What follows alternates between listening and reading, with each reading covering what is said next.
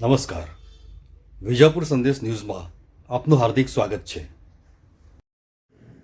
પાટનગર ગાંધીનગરથી 13 કિલોમીટરના અંતરે આવેલ રૂપાલ ગામે મા વરદાયિનીની વર્ષોથી ચાલી આવેલી જાજરમાન દિવ્ય પલ્લીની તૈયારીઓ કરવામાં આવી છે. નવરાત્રિના નોમના દિવસે ભરાતી આ પરંપરાગત પલ્લીની તમામ તૈયારીઓ કરી દેવામાં આવી છે. દર્શનાર્થીઓ માટે ભોજન તેમજ પાર્કિંગની સગવડ રૂપાલની પલ્લીમાં કરવામાં આવી છે.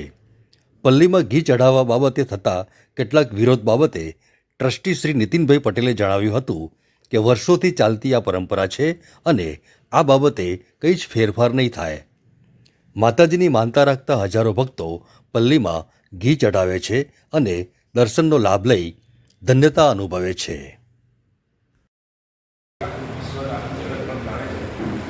નવરાત્રિના 9 દિવસની નોમની રાત્રે માતાજીનો બહુ મોટો મહિમા છે અને દર નવરાત્રિની નોમની રાત્રે 12 વાગ્યા પછી માતાજીનો રથ નીકળતો હોય છે.